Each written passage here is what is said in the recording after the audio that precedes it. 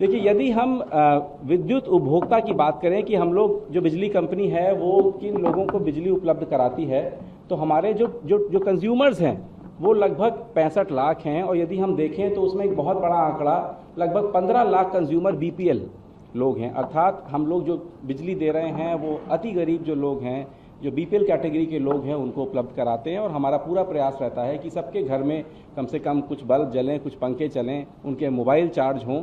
तो ये एक बहुत बड़ा वर्ग है जिसका हमको ध्यान रखना पड़ता है। इसके साथ ही एक बहुत बड़ा वर्ग लगभग 36.5 लाख लोग घरेलू डोमेस्टिक कंज्यूमर्स हैं, जिसमें हम आप सभी लोग उसमें आते हैं। इसके अलावा एक व्यवसायिक कैटेगरी, कमर्शियल कैटेगरी जिसको हम जानते हैं, कहीं दुकान चल रही है, कहीं होटल चल रहा है, तो ऐसे लगभग 4.6 लाख उपभोक्ता हैं। कृषि जिसमें अस्थायी कनेक्शन भी शामिल हैं और अन्य, इस प्रकार कुल मिलाकर हमारे 65 लाख उपभोक्ता हैं। और इसी के साथ ये सारे उपभोक्ता हम लोग बोलते हैं कि ये लो टेंशन वाले हैं, एलटी लाइन के माध्यम से हम इनको बिजली का कनेक्शन देते हैं। इसके अलावा जो हाई टेंशन लाइन के जो उपभोक्ता हैं, जो बड़ी बड़ी इंडस्ट्रीज होती हैं जैसे रेलवे ट्रैक्शन, माइन, क्रशर या जनरल पर्पज स्टील इंडस्ट्री इत्यादि, ये सब इस तरह के हमारे पास कुल 4216 उपभोक्ता हैं। ये तो हो गई हमारी उपभोक्ताओं की कैटेगरी। यदि हम ग्रामों में हमने कितने गांव को बिजली दी है, तो यदि हम देखें तो हमारे छत्तीसगढ़ में 19,609 गांव हैं, जिसमें से सभी गांव पूरी तरीके से विद्युतीकृत घोषित हो चुके हैं 2018 में ही। अब इसमें एक बात ये आती है कि इन गांव में 18,778 जो गांव हैं वो ग्रिड से कनेक्टेड है, अर्थात बिजली के खंभों पे तारों के माध्यम से उन गांव में बिजली गई है। परंतु हमारे राज्य में कुछ गांव ऐसे हैं जो घने जंगलों में स्थित हैं, जो कहीं रिजर्व फॉरेस्ट में हैं या नेशनल पार्क में हैं। ऐसे जो 831 गांव हैं, क्योंकि वहां पर ग्रिड के माध्यम से अर्थात खंभे और तारों के माध्यम से बिजली पहुंचाने में काफ़ी सारे व्यवधान आते हैं, इसलिए हम लोग सोलर के माध्यम से वहां पर बिजली उपलब्ध कराते हैं। अगली एक बहुत महत्वपूर्ण स्कीम है revamped distribution sector scheme, RDSS। इसमें हम इसमें हम 2 तरह के काम करते हैं। पहला कि जो हमारे लाइन लॉसेस हो रहे हैं, जो हमारी बिजली तारों पे चल के आ रही है, अब उसमें चाहे टेक्निकल लॉस है, अर्थात आते आते बिजली पूरी नहीं पहुंची, कहीं लीक हो गई, कहीं चोरी में चली गई, या फिर हमारा कमर्शियल लॉस है, अर्थात हमने बिल तो दिया लेकिन उतना बिल हम लोगों से वसूल नहीं कर पाए। तो इस प्रकार के लॉसेस, ये अभी हमारे यहाँ लगभग 14-15% इस तरह के लॉस हमारे डिस्कॉम में होते हैं।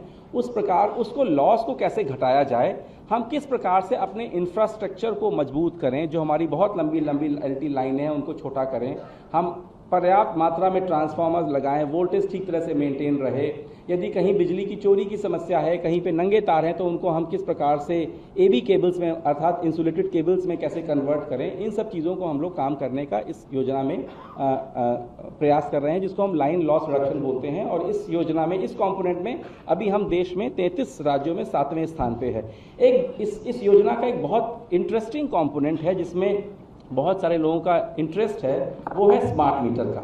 इसी योजना के अंतर्गत हम लोगों को ये मैंडेट दिया गया है भारत सरकार के द्वारा कि सभी जो कंज्यूमर्स हैं उनके घरों में हम लोग स्मार्ट मीटर्स को लगाएं। और इसके लिए लगभग 4,100 करोड़ की योजना भारत सरकार से सैंक्शन है, और एक प्राइवेट वेंडर है जिसको अपनी ओर से इन्वेस्टमेंट करके इन मीटर्स को लगा रहा है।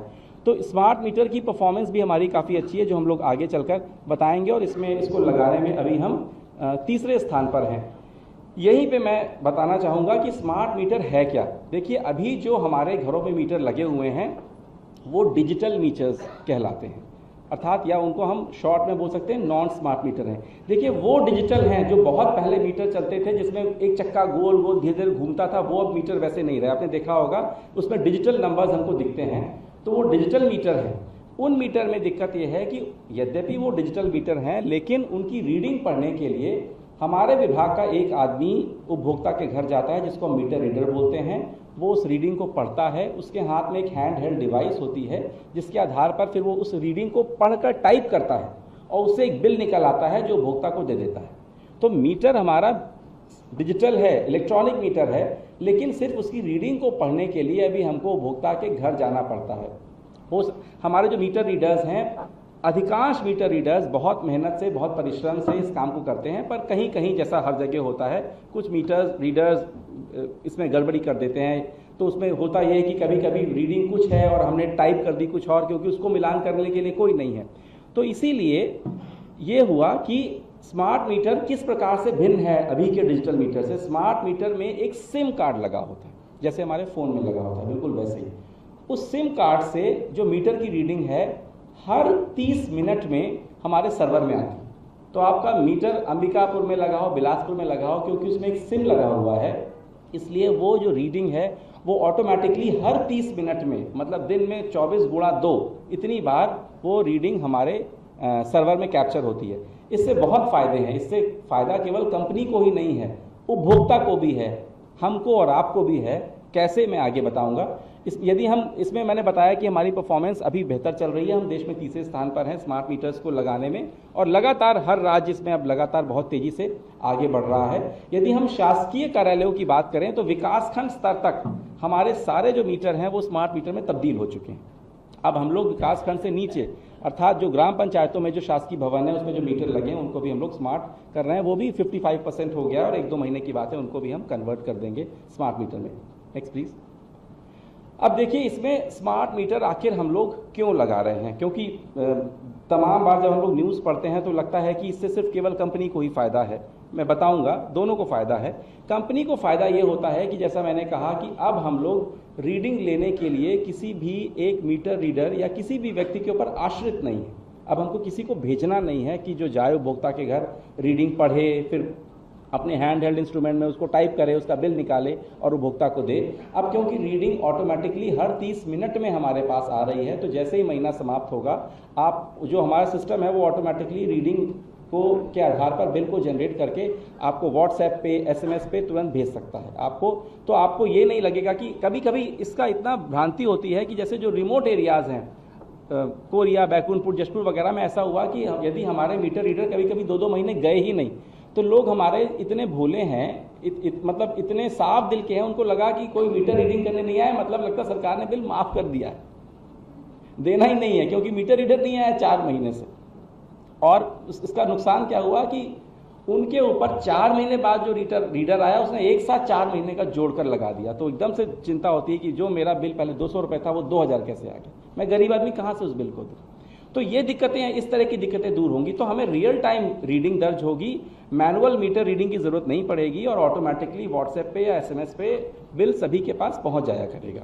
बहुत महत्वपूर्ण बात होती है, अभी गर्मी का मौसम आने वाला है, आप देखेंगे आपके समाचार पत्रों का लगभग आधा एरिया बिजली कंपनी ले लेगी, क्योंकि इतनी दिक्कतें, इतनी समस्याएं बढ़ने वाली हैं। इन सब लोग जो मुस्कुरा रहे हैं, सबकी नींद उड़ने वाली है अभी फरवरी महीने से आते ही, और वो बारिश और उसके बाद तक चलती रहेगी। तो उसमें ये होता है, देखिए गर्मी के मौसम में हमारे ट्रांसफार्मर पे ओवरलोडिंग होती है। लोगों के घरों में फ्रिज ज़्यादा, एयर कंडीशनिंग और पंखे सभी कमरों में चलेंगे तो ओवरलोडिंग होगी, वो तो नेचुरल है। तो अब यदि हमारे किसी क्षेत्र में हमारा जो ट्रांसफार्मर है वो कम कैपेसिटी का लगा है, यदि हमको समय रहते पता लग जाए तो हम तुरंत उसकी कैपेसिटी को बढ़ा सकते हैं। हम उस ट्रांसफार्मर को हटा लें, उसे कहीं और लगा देंगे, किसी ग्रामीण क्षेत्र में जहाँ उतनी डिमांड नहीं है, बल्कि हमारे स्टोर में ऑलरेडी जो बड़ी कैपेसिटी का ट्रांसफार्मर है हम उस मोहल्ले में जाके वहाँ पे लगा सकते हैं। पर बशर्ते हमको पता तो चले कि कहाँ ओवरलोडिंग हो रही है। अभी सब कुछ मैनुअल है। हमारे जो कर्मचारीगण जो घूम रहे हैं हर मोहल्ले में, वो देख रहे हैं कि इस मीटर में, इस ट्रांसफार्मर को देख के क्या कुछ इसमें ऐसा सिम्टम आ रहा है कि मैं इसको समझ लूं कि इस पे ओवरलोडिंग है, तो मैं तुरंत स्टोर से इसको लाके बदलवाऊं। करते भी हैं, पूरा प्रयास करते हैं, लेकिन फिर भी इंसान कितनी मेहनत कर पाएगा, कितने ट्रांसफार्मर्स को देख पाएगा। तो इसलिए तमाम कई मोहल्लों में आप देखते हैं ट्रांसफार्मर जल गया, फूक गया, जैसे ही लोड बढ़ा फिर उसको बदलने में हमको समय लग रहा है। हर स्मार्ट मीटर में न केवल हम कंज्यूमर के घरों में स्मार्ट मीटर लगा रहे हैं, हम हर ट्रांसफार्मर में भी स्मार्ट मीटर लगा रहे हैं।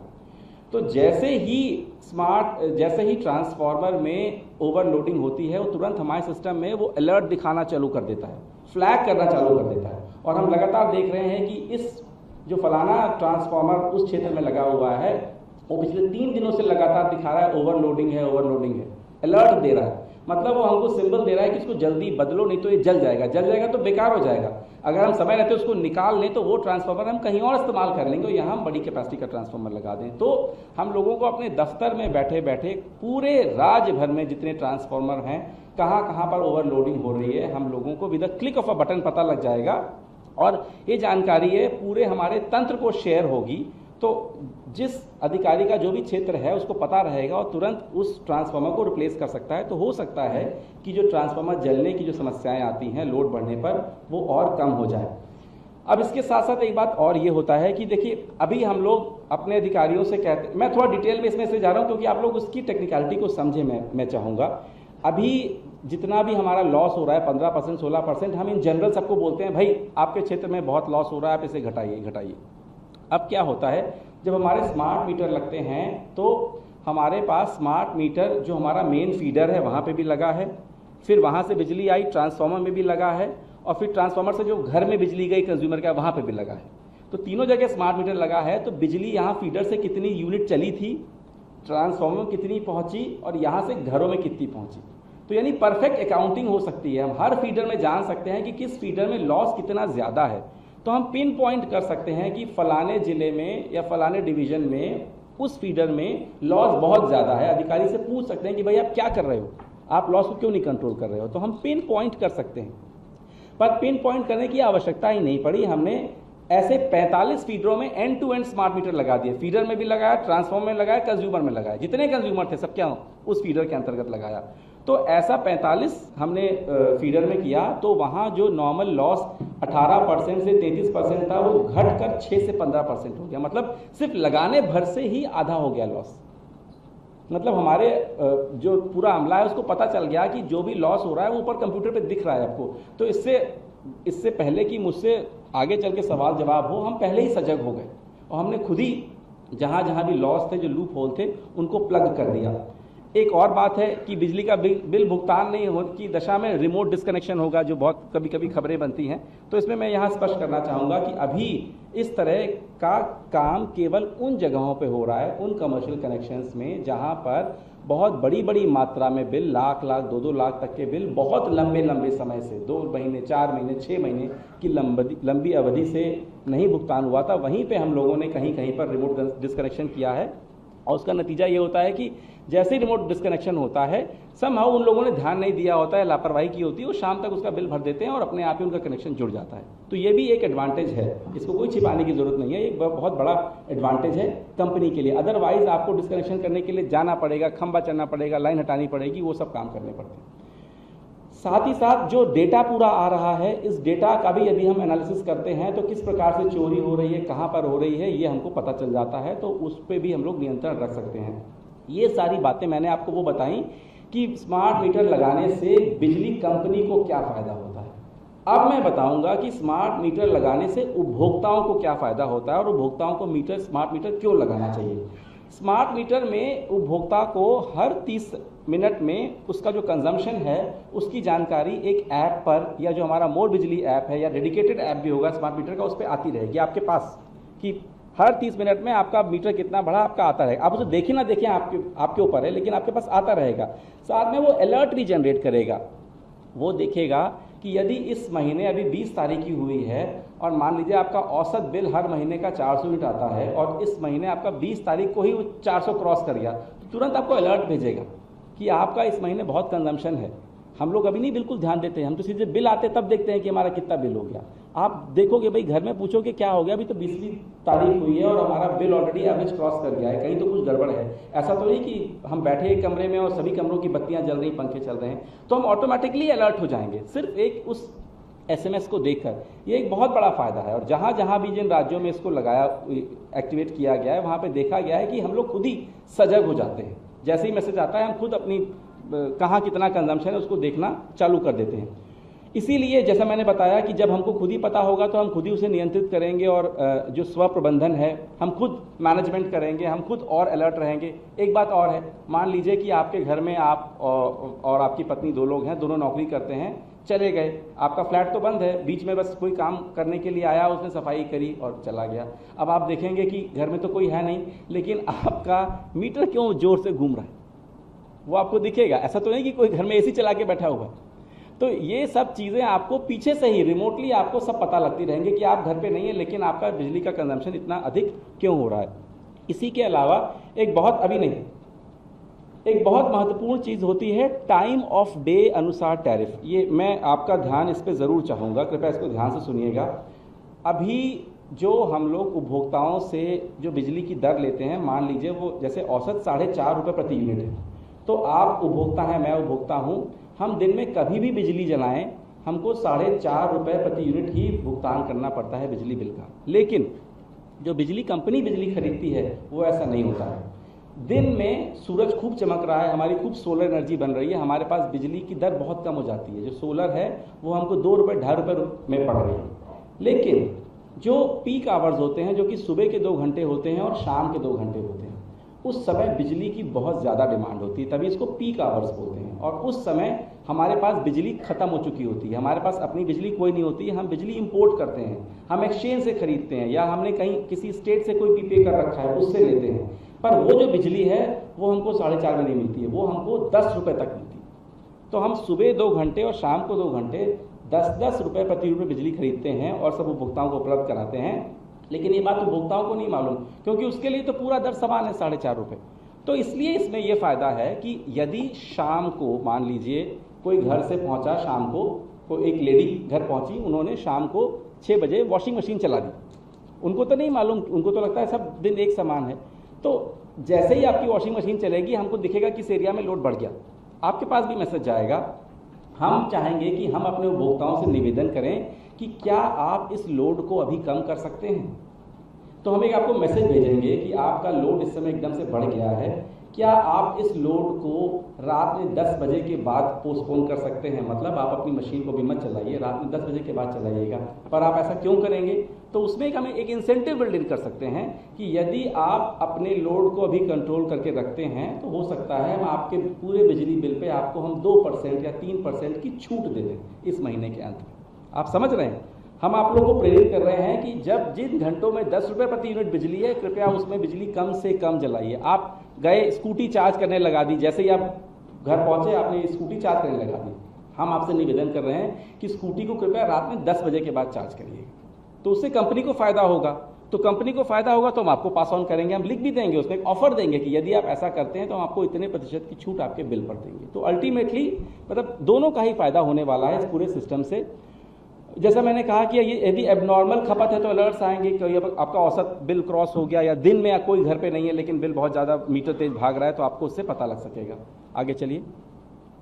शासकीय कनेक्शंस हमारे बड़ी मात्रा में हमारे पास पेंडिंग हैं, तो अब इसीलिए यद्यपि क्योंकि वो शासकीय विभाग है और कई बार बात उठती है कि उनका कनेक्शन हम क्यों नहीं काट दे रहे हैं। देखिए, शासकीय विभाग हो सकता है वो कुछ अस्पताल हों, कोई स्कूल बिल्डिंग हो, कोई कॉलेज हो, कोई पुलिस स्टेशन हो, इसलिए उनकी बिजली काटने से पहले हम लोग थोड़ा संवेदनशील रहते हैं, क्योंकि यदि उनकी बिजली कटती है तो अल्टीमेटली जो उसका प्रभाव है वो आम जनता के ऊपर ही पड़ने वाला है। पर लगातार जो पेंडेंसी थी उसको हम लोग लगातार विभागों से बात कर रहे हैं, सचिव साहिबान से बात कर रहे हैं, और बड़ी बड़ी मात्रा में हम लोग को जो पेंडिंग बिल है वो प्राप्त भी होता जा रहा है।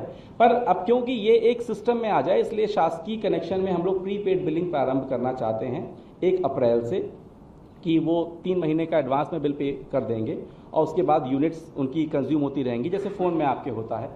तो और उसमें पर ये भी है, कई बार ये डाउट होता है कि यदि एकदम से मान लीजिए हमारा बिल चला, हमारा जो पैसा जमा था वो ख़त्म हो गया, किसी कारण से मैं व्यस्त था, मैं नहीं ध्यान दे पाया, मेरे दिमाग से उतर गया और एकदम से ज़ीरो हो गया, तो बिजली कट जाएगी। देखिए, बिजली ऐसे नहीं कटेगी, उसके पहले आपको तमाम बार अलर्ट्स रिमाइंडर्स जाएंगे। पहले तो दिनों में जाएंगे, फिर घंटों में जाएंगे कि ख़त्म होने वाला है। लेकिन उसके बाद भी यदि आपकी बिजली कट जाती है, दफ्तर की मैं बात कर रहा हूँ, तो ये देखिए, एक ये आपातकालीन पुश बटन होता है नीले रंग का स्मार्ट मीटर में, आप इस बटन को दबा देंगे तो आपकी बिजली दोबारा 5 दिन के लिए आ जाएगी। मतलब एक आपको एक लास्ट ऑप्शन दे दिया गया कि भाई आपको बहुत सारे मैसेज भेजे, रिमाइंडर भेजे, फिर भी आप नहीं याद रख पाए, तो अल्टीमेटली आज चली ही गई, तो एक पुश बटन है, आप इसको दबा देंगे, आपके पास 5 दिन के लिए बिजली आ जाएगी। तो उस दौरान आप अपनी प्रक्रिया करके उसका पेमेंट कर सकते हैं। पर मैं फिर यहाँ दोहराना चाहूँगा, ये प्रीपेड बिलिंग अभी केवल शासकीय भवनों के लिए है, क्योंकि वहाँ पे काफ़ी सारी पेंडेंसी हो गई थी। अभी प्रीपेड बिलिंग को आम जनता के ऊपर लागू करने का सरकार का कोई प्लान नहीं है, मैं स्पष्ट करना चाहूँगा।